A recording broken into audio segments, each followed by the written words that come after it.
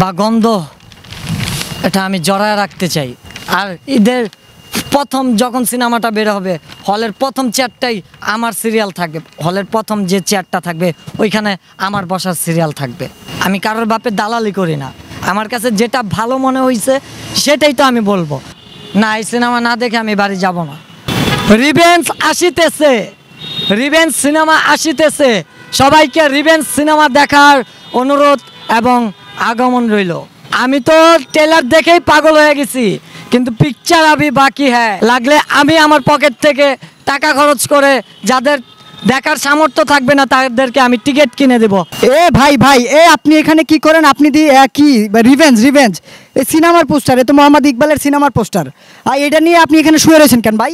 এই সিনেমার ট্রেলার দেখেছি আমি গতকালকে, তো দেখার পর মাথা নষ্ট একটা ট্রেলার ছিল রিভেঞ্জ সিনেমার। অ্যান্ড ইকবাল ভাই এটার প্রযোজক বা ডিরেক্টর, এত সুন্দর বা ওয়ান্ডারফুল সিনেমা, আমি জাস্ট ট্রেলার দেখেই ফ্যান হয়ে গেছি। আর কিছু আসতেছে না, তো ট্রেলার আবি দেখা হ্যাঁ, পিকচার আবি বাকি। হ্যাঁ, সিনেমার ট্রেলার দেখেই তো ফ্যান হয়ে গেছি, তাই নিজের টাকা দিয়ে কষ্ট করে নিজের ঘাম জড়ানো টাকা দিয়ে আমি এই পোস্টার বানাইছি। তাই পোস্টার বানায় পোস্টারের গন্ধ শুনতেছি যতদিন পর্যন্ত সিনেমা না আসতেছে, ঈদ পর্যন্ত এই পোস্টারের স্মেল বা গন্ধ, এটা আমি জড়ায় রাখতে চাই। আর ঈদের প্রথম যখন সিনেমাটা বের হবে, হলের প্রথম চেয়ারটাই আমার সিরিয়াল থাকবে। হলের প্রথম যে চেয়ারটা থাকবে ওইখানে আমার বসার সিরিয়াল থাকবে। মানে কেন এই সিনেমাটার মধ্যে কি এমন আছে যে জন্য আপনি এত এই সিনেমাটার প্রতি অনুপ্রাণিত কেন এটা ভাই? ভাই বুঝেন না, এই সিনেমা ইকবাল ভাইয়া একজন ডিরেক্টর, ওনার সিনেমা মানেই আগুন। আর এখানে নায়িকা আছে বুবলি, আর এই যে নায়কটাকে তো সবাই চিনেন, আমি নাম বলবো না, চিনে নেন, রোশান, আমরা দেখতে পাচ্ছি রোশান ভাই। তো নায়ক রোশান ভাই থাকতেছে, দেখেন পোস্টারটার মধ্যেই ছবি ফুটে আসতেছে, কি রক্ত কি ব্লাড, একটু দেখান। দর্শকরা দেখেছে এই যে এক অদ্ভুত চিন্তা, নিজের টাকা দিয়ে পোস্টার কিনে। আপনার কি খেয়ে দিয়ে আর কোনো কাজ নেই?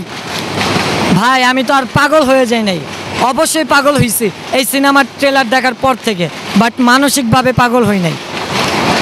এত বাংলাদেশে আমরা তো জানি যে আরও সিনেমা আসতেছে, তুফান, তারপর আরও বিভিন্ন সিনেমা, এত সিনেমা থাকতে আপনার কেন রিভেঞ্জের প্রতি আপনি আকৃষ্ট? এখন বুঝে নেন, কজ আমি ব্র্যান্ড ছাড়া আটকাই না। রিভেঞ্জ এটা কোনো সিনেমা না, ইকবাল এটা কোনো পরিচালক না, উনি একটা ব্র্যান্ড, ওনার নামই যথেষ্ট। মানে আপনাকে কেউ কি শিখায় দিছে এগুলো করার জন্য ভাই? সত্যি করে বলবেন কিন্তু। কেন ভাই, কারোর টাকা আমাকে শিখিয়ে দেওয়ার জন্য? আমি কারোর বাপে দালালি করি না, আমার কাছে যেটা ভালো মনে হয়েছে সেটাই তো আমি বলবো। যেহেতু আমি নাগরিক, আমারও একটা স্বাধীনতা আছে, তো আমি বলবো না যে তুফান সিনেমাটা খারাপ।